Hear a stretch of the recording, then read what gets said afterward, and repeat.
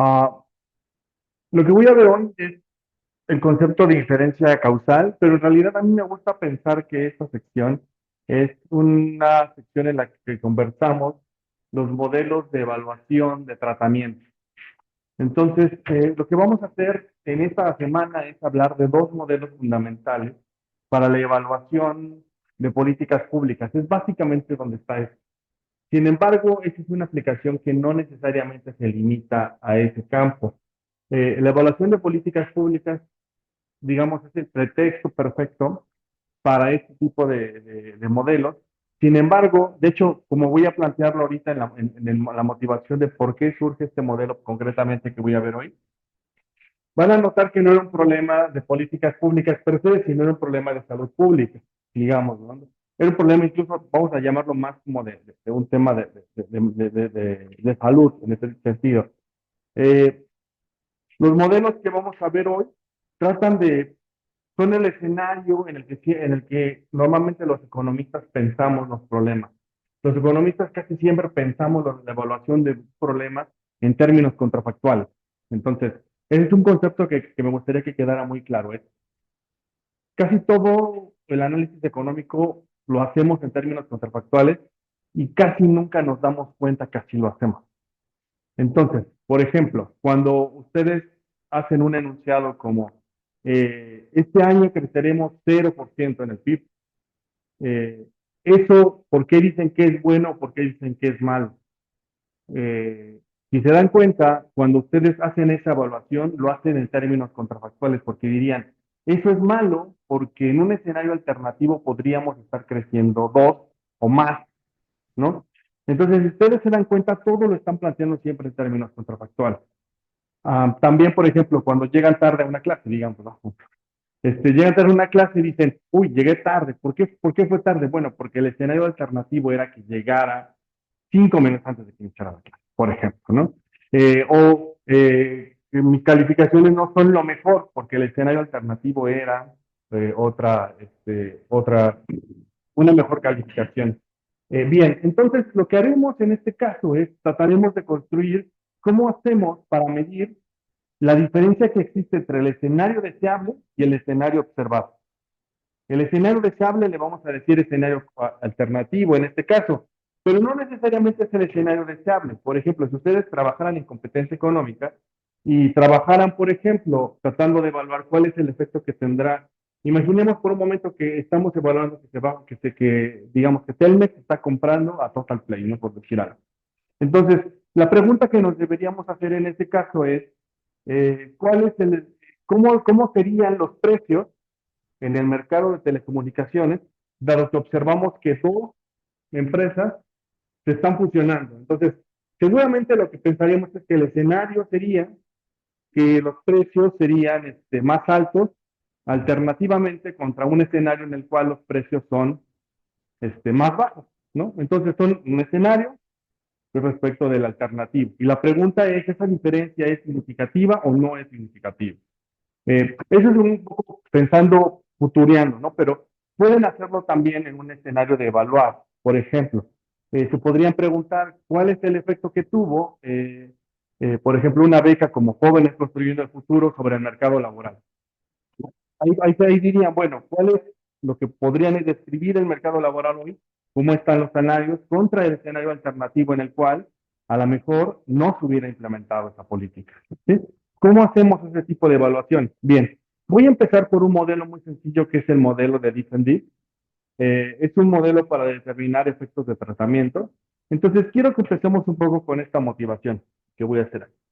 Entonces, la historia inicia en 1855. Jon Snow no es el personaje de la serie, es, ese es el doctor, ¿no? En realidad. Eh, eh, Jon Snow vivió justamente en Inglaterra de las oleadas de epidemias de cólera. Entonces, él, digamos, en este momento lo que ocurría en Inglaterra era que básicamente una epidemia de cólera que acababa con un buen porcentaje de la población, porque incluso ni siquiera sabían los médicos o las, digamos, ni siquiera tenían claro cómo se transmitía, ¿no? Eso como que suena de déjà vu, ¿no? Como 2019, 2020, no sabemos cómo se transmite, pero está, digamos, generando un problema de salud pública muy grave. Entonces, lo que sí sabían es que había muchos síntomas, ¿no? Entonces, digamos, lo que sabían era que tenía síntomas tan básicos como vómito, diarrea, y básicamente que era una enfermedad mortal. No había tratamiento para en ese momento. ¿Sí?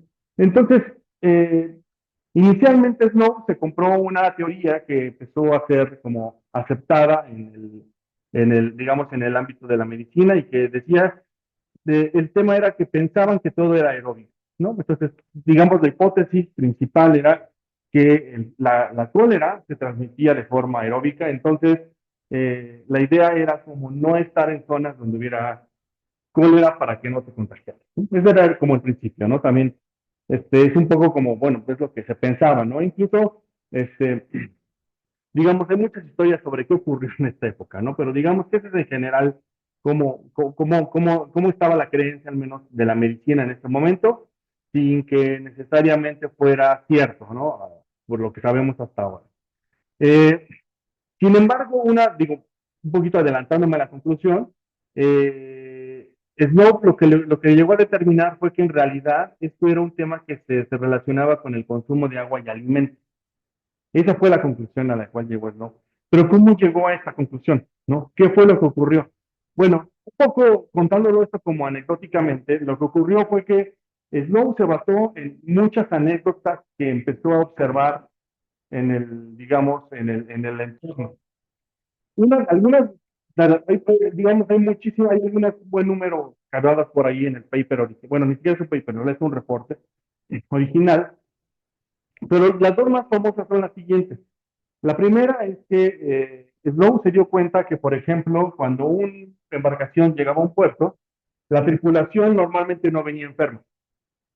Y digamos que la tripulación se mantenía sana y solo se enfermaba hasta que desembarcaba. Incluso llegó a notar que había casos en los cuales la parte de la tripulación que se quedaba en barco respecto de la tripulación que había descendido, eh, una se mantenía sana, la que se había quedado en el barco, y la otra se había enfermado, ¿no? Esa fue su primera observación. La segunda observación que encontró, que también fue como fundamental para su conclusión, fue que notó que había un escenario en el cual, si ustedes hiciéramos como un diagrama, simplificáramos un poco el problema, imagínense que este fuera el Támesis, ¿no? Digamos que ustedes vieran algo así como esto. Digamos, supongamos por un momento que este es el Támesis. Y que de repente observan que, digamos, Londres está, digamos, es una masa que está de este lado, ¿no? Lo que llegó a encontrar John Snow es que se dio cuenta que había dos tomas o digamos, dos fuentes de agua para las personas en zonas distintas de la ciudad. Pues digamos que esta es una toma de agua, la que está aquí, y esta es otra toma de agua. Cada una de ellas conectadas a diferentes niveles del río. Entonces, una conectaba el agua de aquí y otra lo conectaba de acá. Y lo que se dio cuenta es que la población que, digamos, que ingería agua que estaba en esta zona, estaba más enferma que la población que estaba justamente en la zona de arriba. Entonces, digamos, de hecho, estas dos zonas se llaman, aquí lo puse, ¿cómo se llaman? Y siempre se me olvidan los nombres, no soy bueno para los nombres. Eh, ok, aquí están los dos, Lambert y Stuttgart, ¿no? Son los dos lugares que, que sabemos que es donde ocurrió este fenómeno, ¿no? Entonces, ahora vinieron las preguntas, ¿no? Entonces, teníamos las dos piezas de evidencia, ¿no? Tripulaciones que se enferman solo si descienden al puerto. Si no descienden, no se enferman.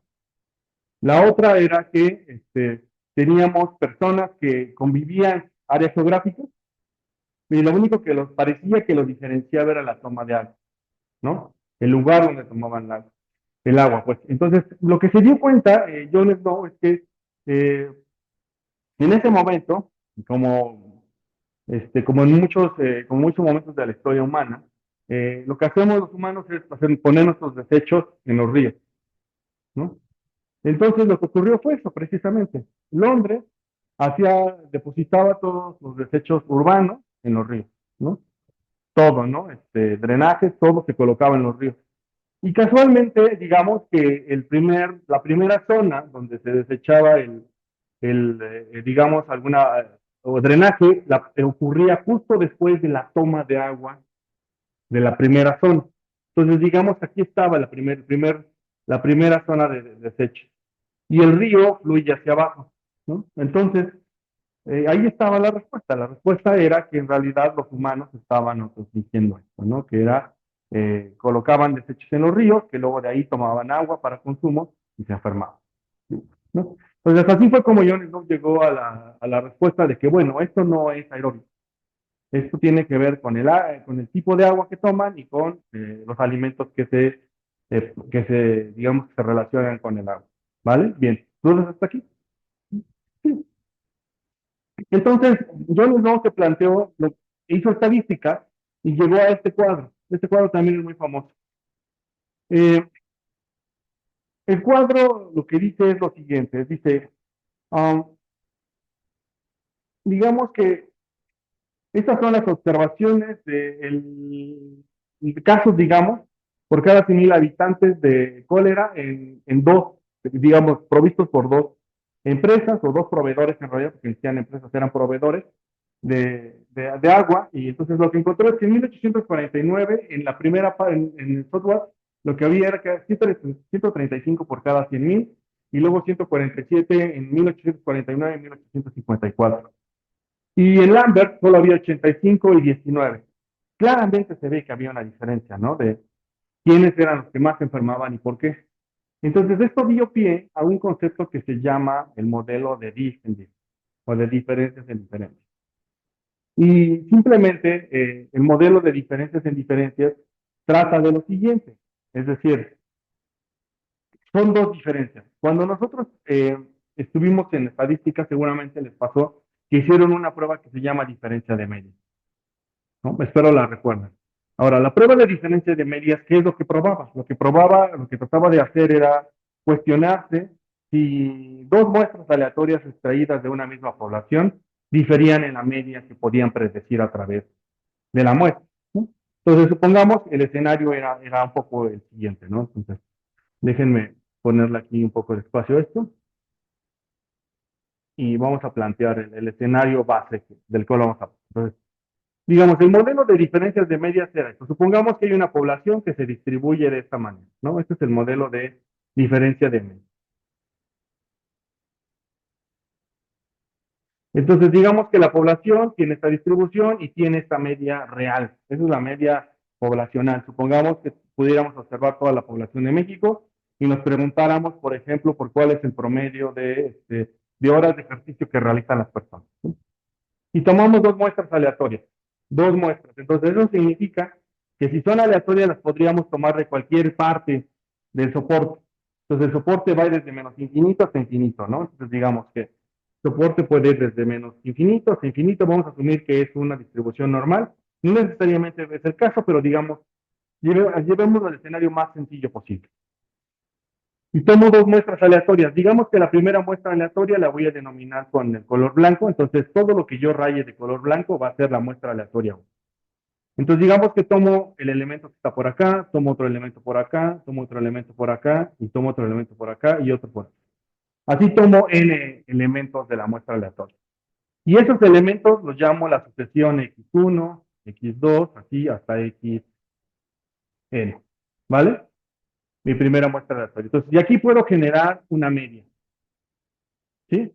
Entonces, esta media, según lo que yo sé por el teorema del límite central, esta media debería ser una buena aproximación de la media real.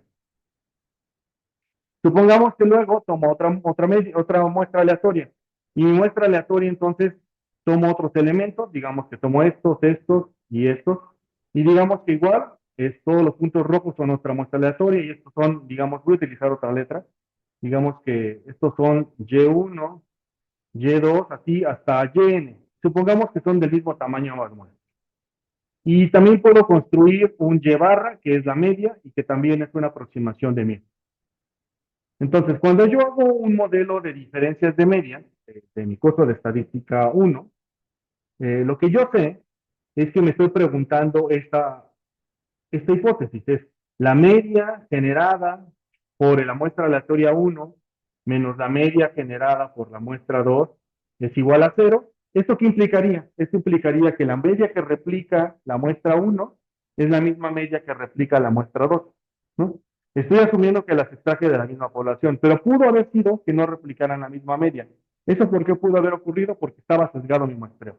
Digamos que tomé un área muy a la izquierda o un área muy a la derecha, y entonces a lo mejor la media que replica en cada uno de estos escenarios se aleja de la verdadera media.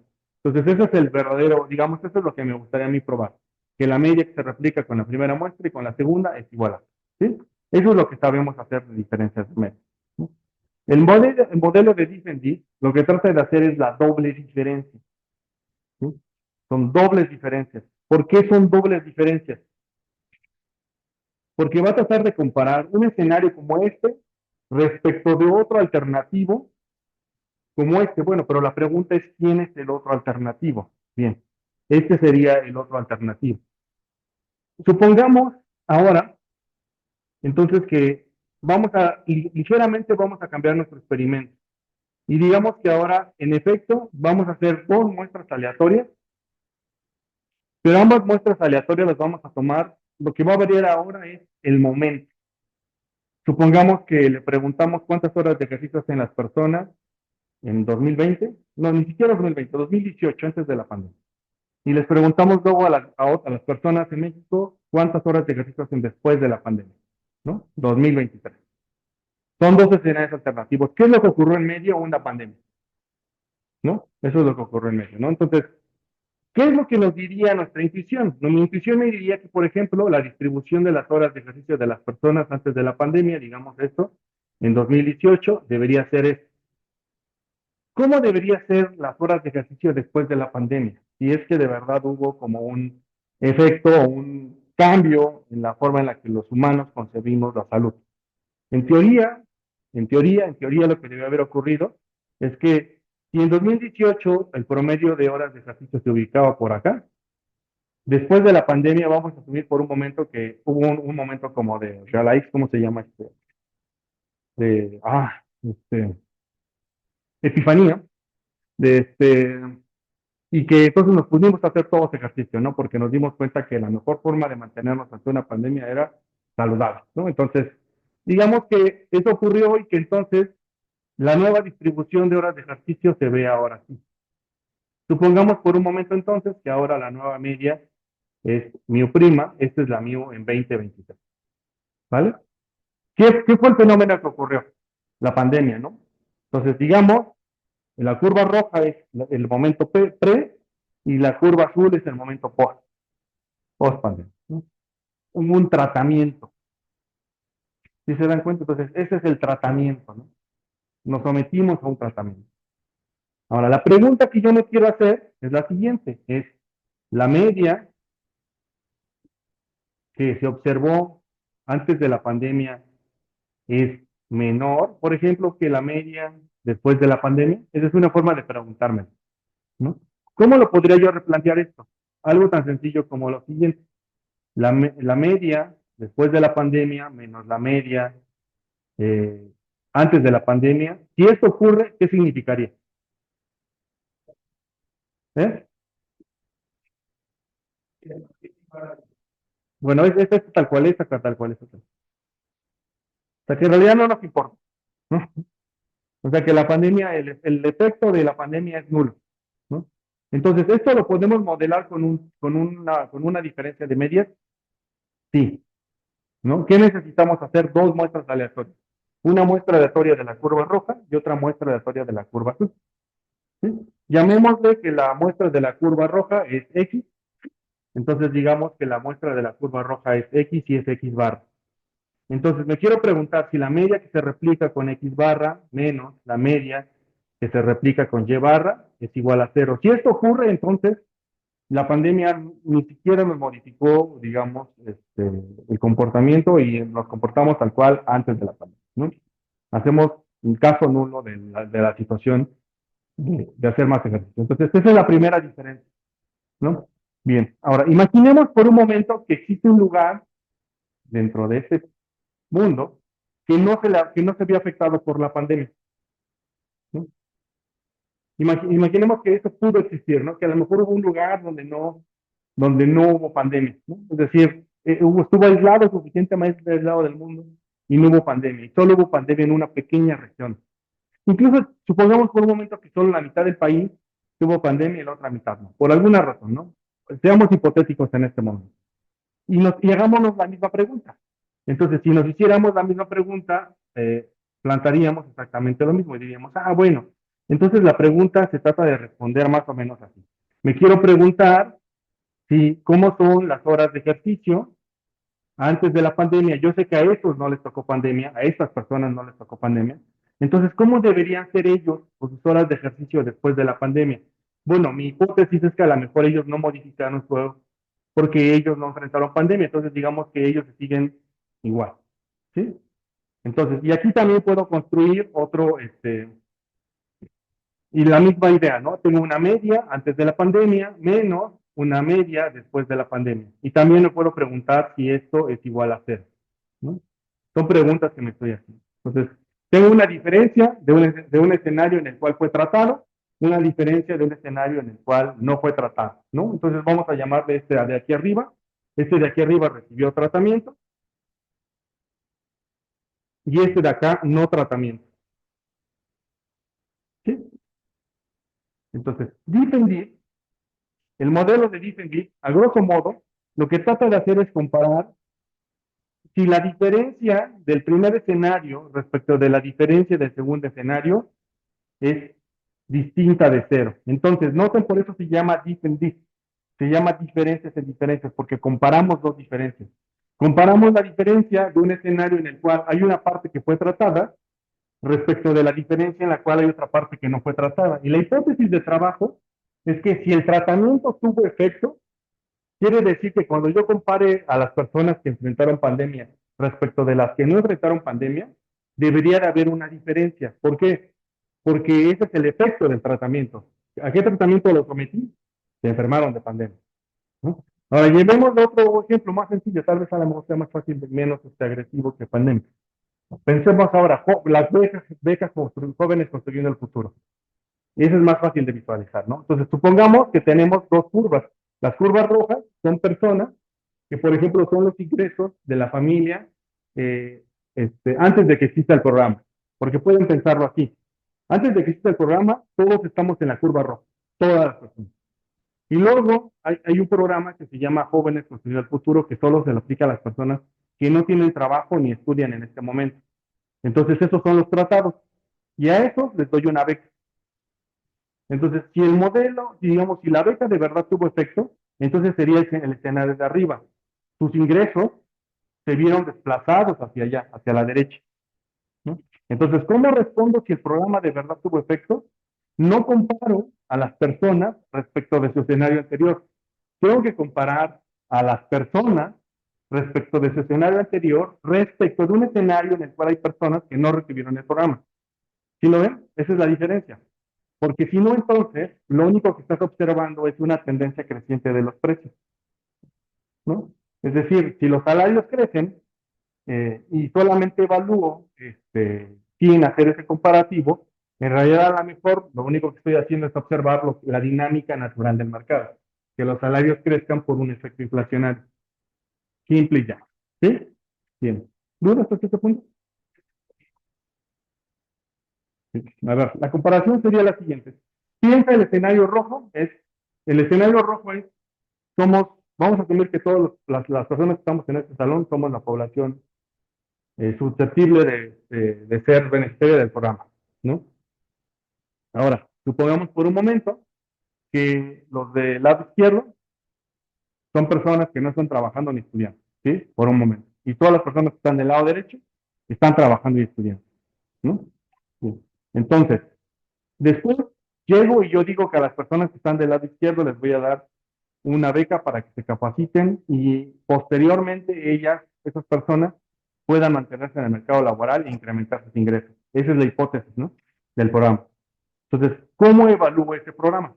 Bueno, Lo tengo que evaluar de la siguiente manera. Tengo que comparar cuánto crecieron los ingresos de las personas a las que no les di la beca.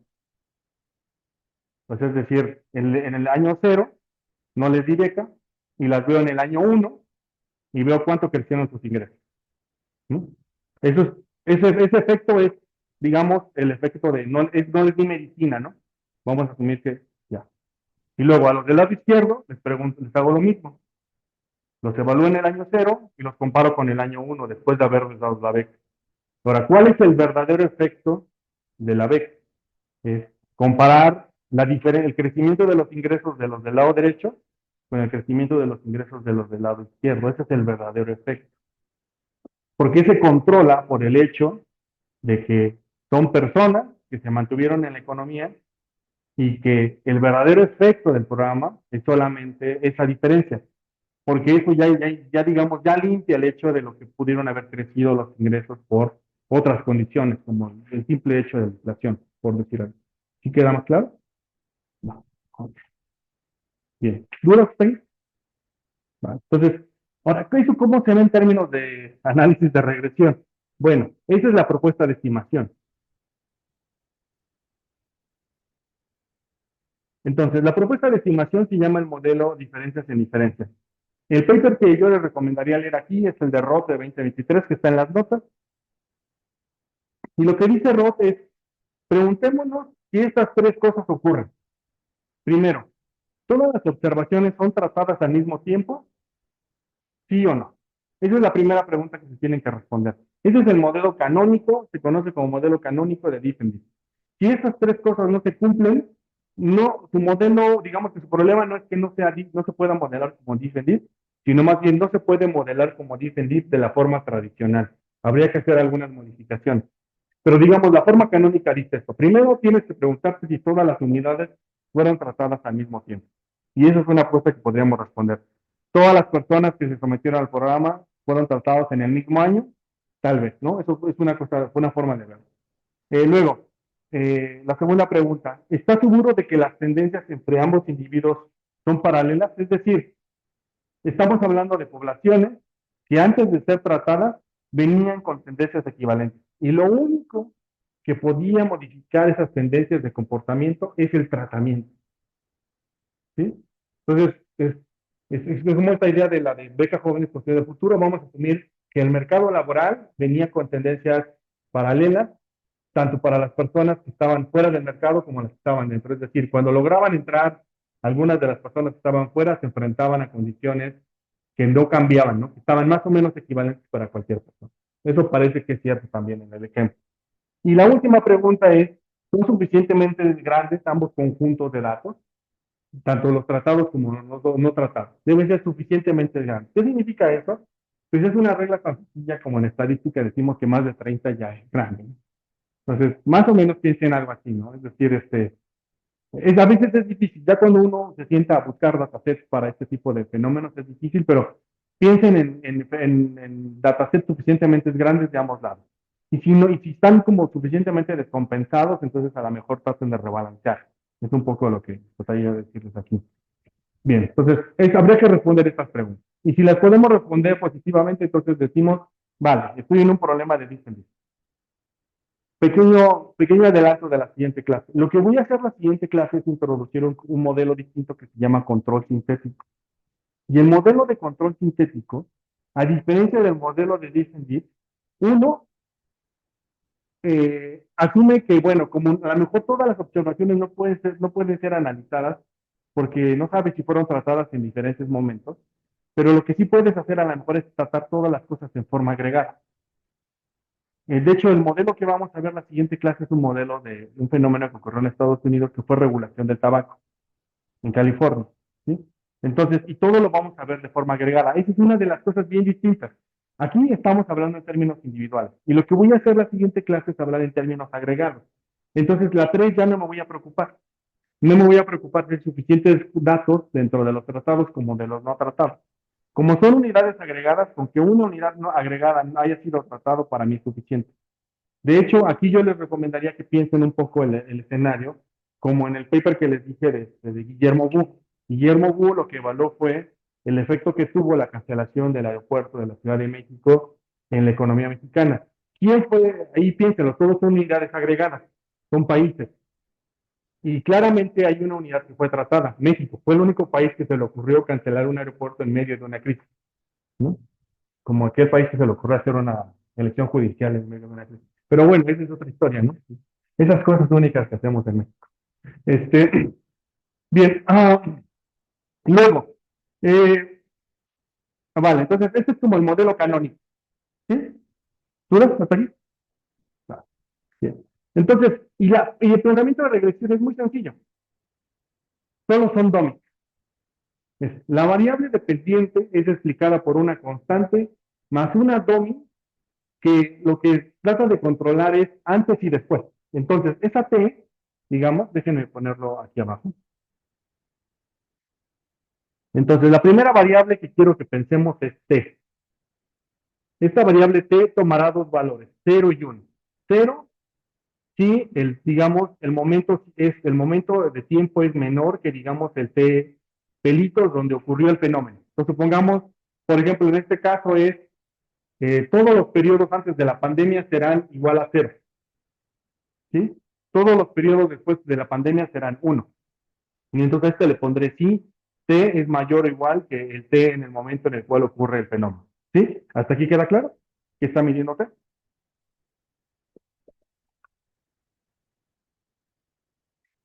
Piénsenlo de esta manera. T solo está midiendo el before and after, ¿no? Es decir, antes y después. Es cómo se vería la variable antes y después del fenómeno. ¿Qué es lo que controla esta variable? Controla el efecto tiempo. Porque a lo mejor, digamos, una de las cosas que a lo mejor puede ocurrir es que la media antes del tratamiento fue distinta de la media después del tratamiento. Eso es lo que trata de controlar. Segunda cosa que le voy a agregar.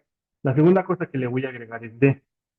Y D es una variable que también va a tomar valores de 0 y 1. Y 0 lo va a tomar, ahora voy a hablar en términos de los individuos. Si los individuos están dentro de los individuos tratados y si el individuo está fuera de los individuos tratados. ¿Sí? Entonces, T controla tiempo, antes y después de la pandemia, antes y después del programa Jóvenes Construyendo el Futuro. D es una que indica el individuo está en la zona donde había COVID o no estaba en la zona donde había COVID.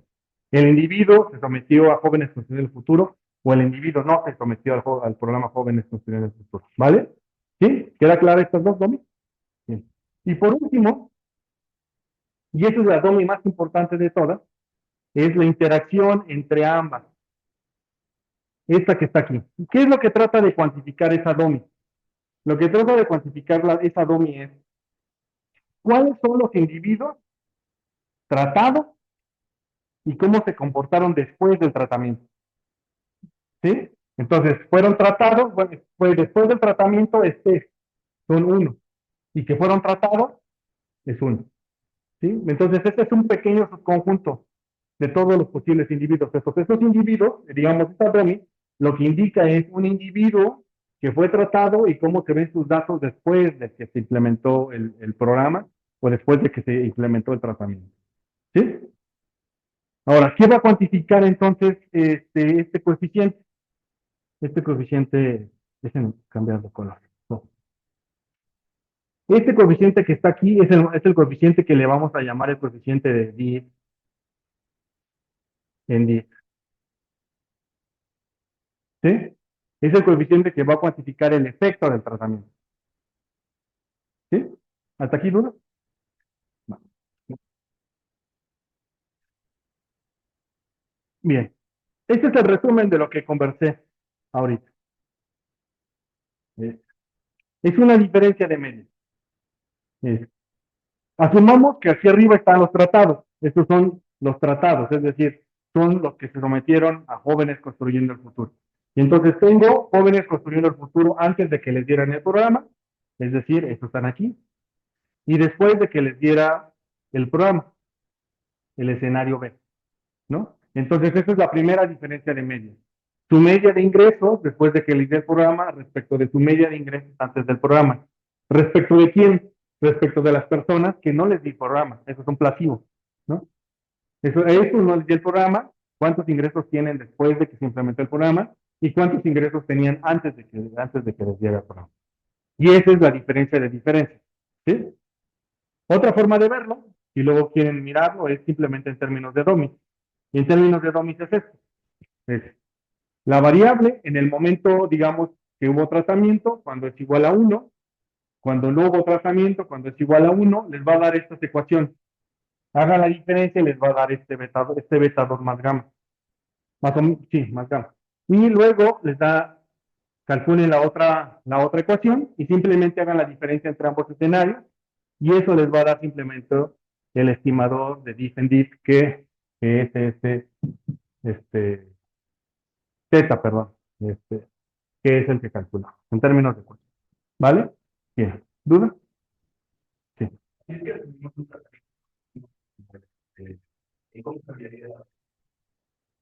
¿A qué te refieres con tratamiento continuo?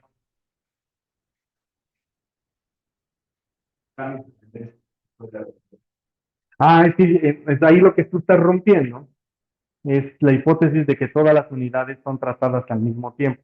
Lo que estás diciendo es que las unidades son tratadas al mismo tiempo, pero además son constantemente tratadas, ¿no? Cada vez hay un nuevo tratamiento.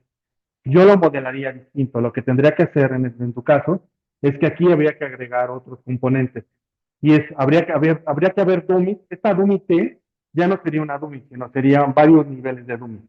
Entonces, antes de la primera vez de tratamiento, luego después de la segunda vez del tratamiento y así sucesivamente. Entonces, aquí habría varias dummies, habría varias T, porque hubo varias veces que se trató. Y tal vez haya varias D, porque a lo mejor no todos los individuos fueron tratados las mismas veces, ¿no? Y el producto sería ciertamente, habría varios productos, porque habría algunos individuos que fueron tratados la primera vez, pero no fueron tratados la segunda, o sí fueron tratados la segunda, pero no la primera, y así sucesivamente, ¿no? Entonces tendrías una ecuación más larga, pero sí podrías evaluar, sin duda sí podrías, ¿no? Ok, bien. Bueno, nada más una pequeña anotación aquí. También una de las cosas que solemos agregar son otras variables de control. En el ejemplo que yo voy a ver hoy no hay variables de control, pero en general deberían agregar variables de control. ¿Sí? Bien, ¿dudas, comentarios? Vayamos a hacer una estimación.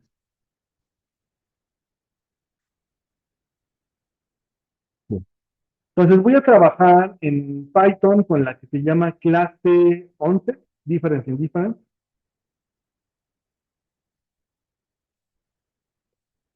y voy a necesitar que descarguen este archivo, el Employment CSV, el de empleo, CSV, Employment CSV y que trabajemos con este archivo Jupyter Notebook que se llama Increase Minimum Wage on Employment. Y lo voy a abrir en Colab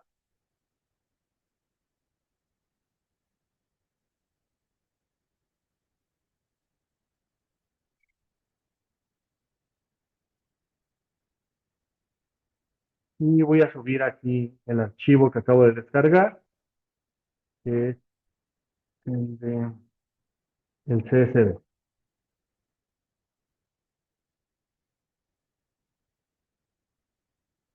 ¿Hasta aquí vamos bien?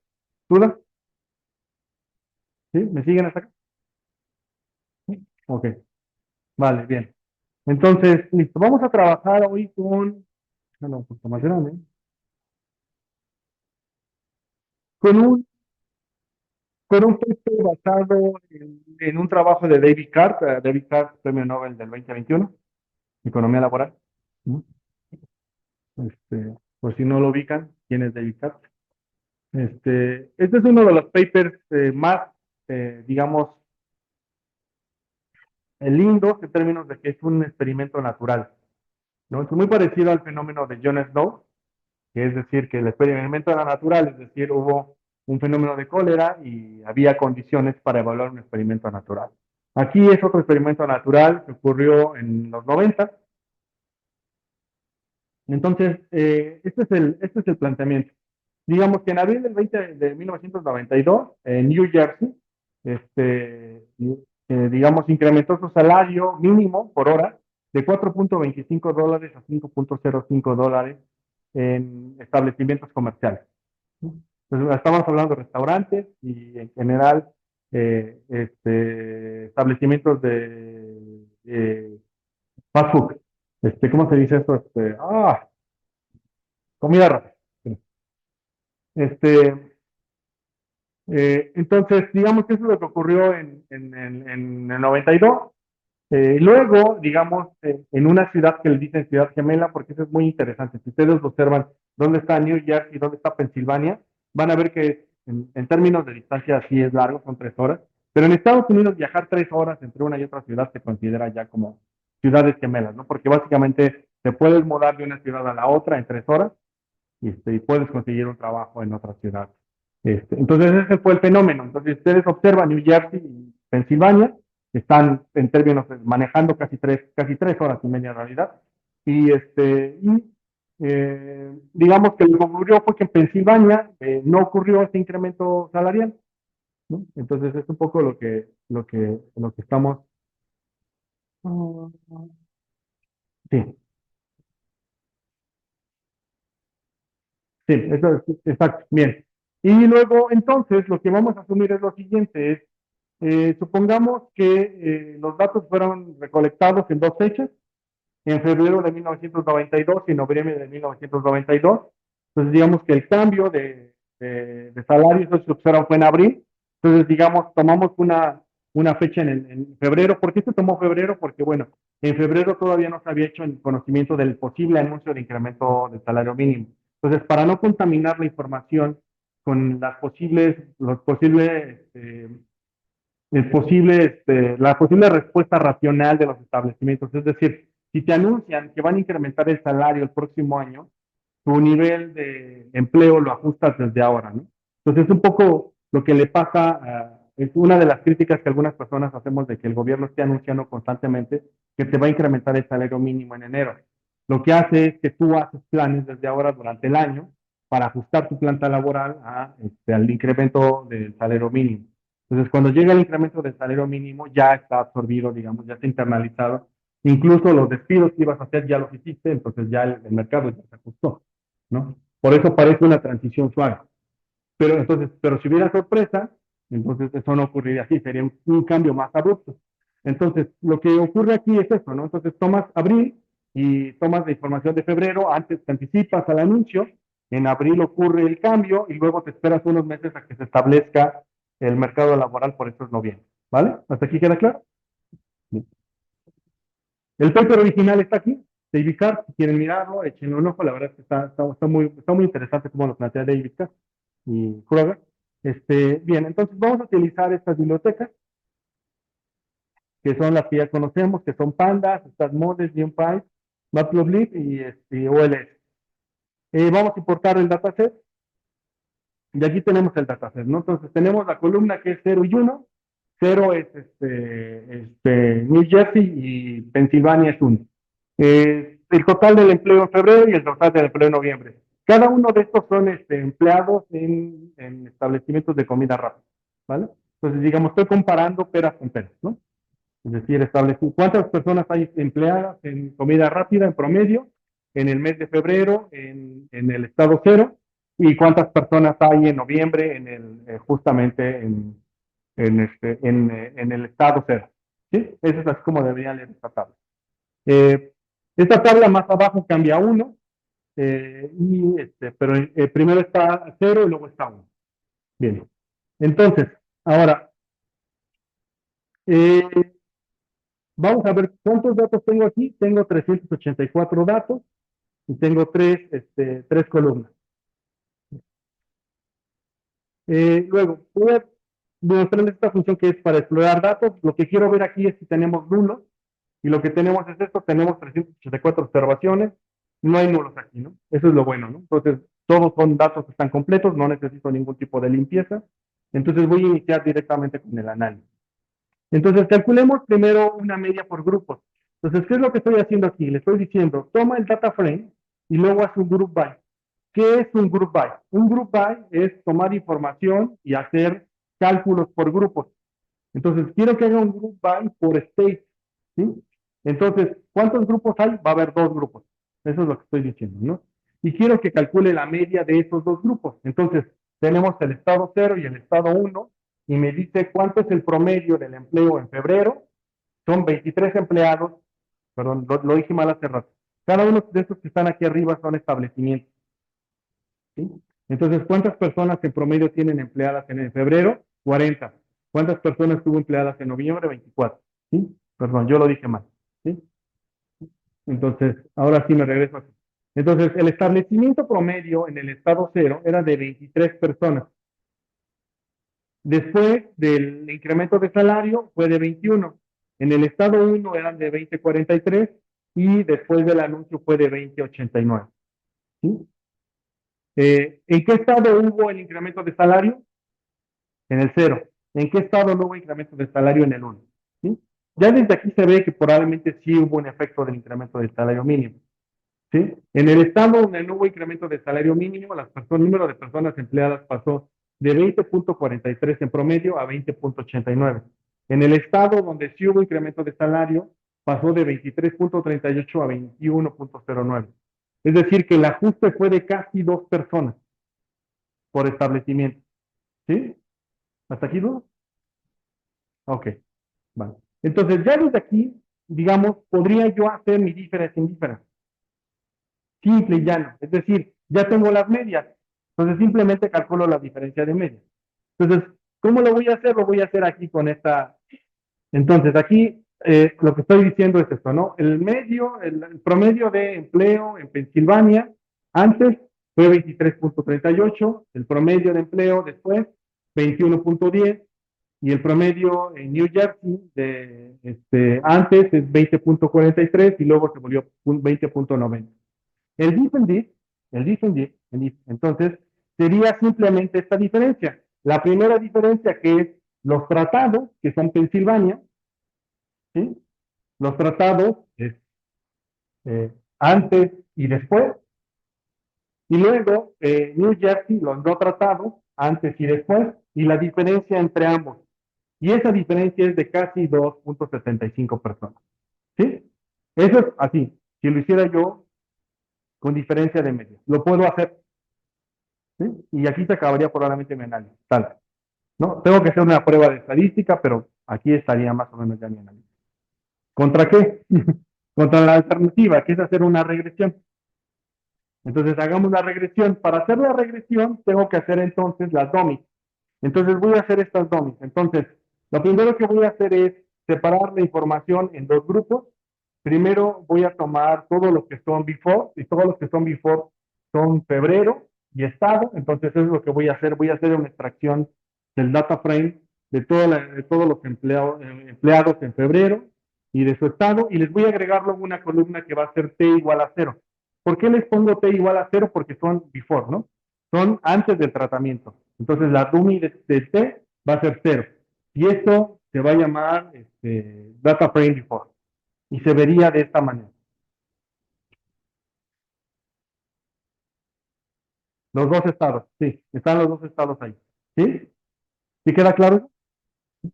Entonces, ¿qué es lo que tengo en cada renglón? Este es un establecimiento, puede ser un McDonald's, vamos a asumir algo así, que tiene 40,5 empleados en promedio en febrero, está ubicado en New Jersey y este es el dato antes del incremento del salario mínimo. Es decir, así se debería leer. Y ustedes siguen hacia abajo, van a notar que hacia abajo van a tener, vamos a ver, este último dato, por ejemplo. El último dato son, este establecimiento, vamos a asumir que es un Starbucks, por ejemplo, y que lo que tiene son 19,5 empleados en promedio en febrero, y está en el estado de Pensilvania, no, este es New Jersey, perdón, y es justo antes de que se incremente el salario. ¿Sí? Hasta así se debe leer esta tabla. ¿Sí? ¿Duda? No. Y ahí está, digamos, la información antes del tratamiento. Voy a hacer una tabla similar para después del tratamiento. Y hago lo mismo. Entonces, noten cuál es la diferencia entre esta tabla y la de arriba. La columna T toma el valor de 0 aquí y aquí la columna de T toma el valor de 1. ¿Sí?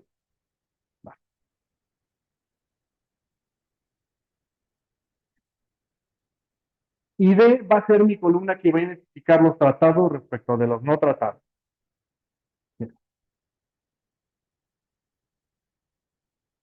Ahora, lo único que voy a hacer ahora es simplemente apendizar una con la otra, y eso lo voy a hacer con esta función que se llama concat.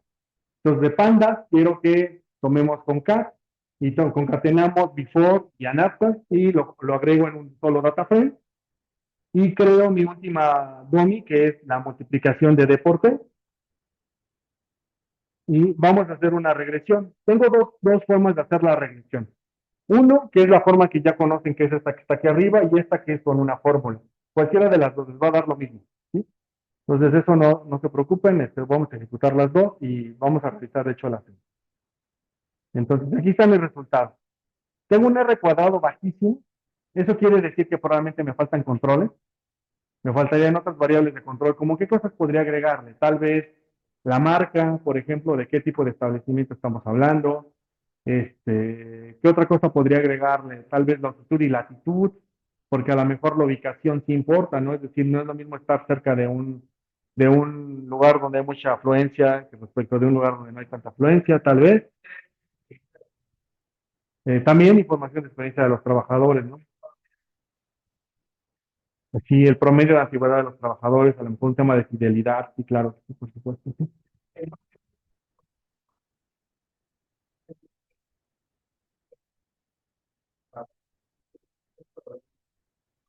Que pueden ayudarnos a explicar las diferencias de salario y que no necesariamente tienen que ver con el anuncio de salario mínimo, que es justamente lo que me decían, ¿no? Que hay una cosa que a lo mejor explica que tus salarios sean rígidos y tiene que ver con que a lo mejor tus empleados perciben un ambiente laboral que les gusta y entonces estarían dispuestos a sacrificar, no incrementar su salario, por mantenerse porque el ambiente laboral les parece que es suficientemente bueno, ¿no?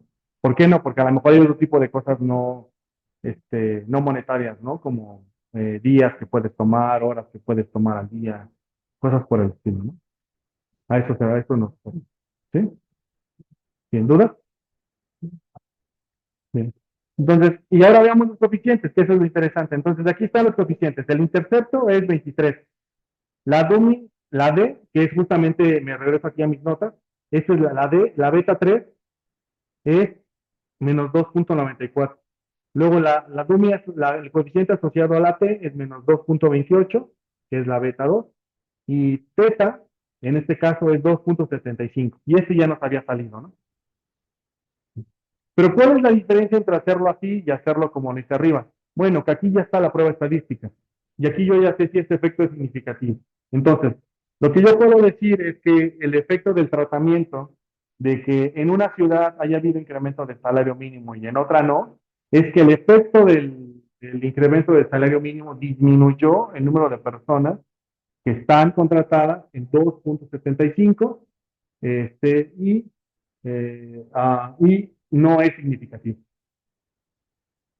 Por lo tanto, ese incremento de salario, a pesar de que pareciera ser que se movió el número de personas contratadas, no es suficientemente grande como para considerar que es estadísticamente significativo. Bien. ¿Dudas? Ok, muy bien. Bien, pues ese es el modelo Deep. Lo que voy a hacer la siguiente clase es hacer la variante del modelo agregado, que es el modelo de control sintético. Y les digo, ahí hay muchas experiencias, les digo, está el paper de Billy Wu, por ahí, digo, no me gusta la autopromoción, pero tengo una tesis que hicimos que hizo unos compañeros el año pasado sobre el efecto que tuvo el Metrobús en el tiempo de traslado en la zona de Reforma. Entonces, la pregunta que se trató de responder es si el Metrobús de verdad modificó el tiempo de traslado en la zona de Reforma o lo dejó igual. Y bueno, ¿qué creen que encontró? Que lo dejó exactamente igual. Sí.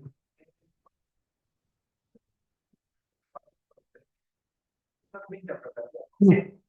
La interpretación es que el efecto que tuvo el incremento de salario de las personas es que, acuérdate que como tomamos como uno a donde no hubo incremento y a cero donde sí hubo, se leería como que los lugares donde no hubo incremento de salario, el número de personas disminuyó, perdón.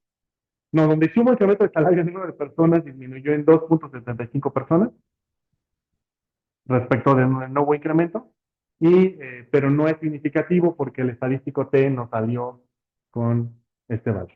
¿Vale? Bien, ¿dudas? ¿Comentarios? Ok, bien. Pues creo que aquí le voy a dejar a la grabación.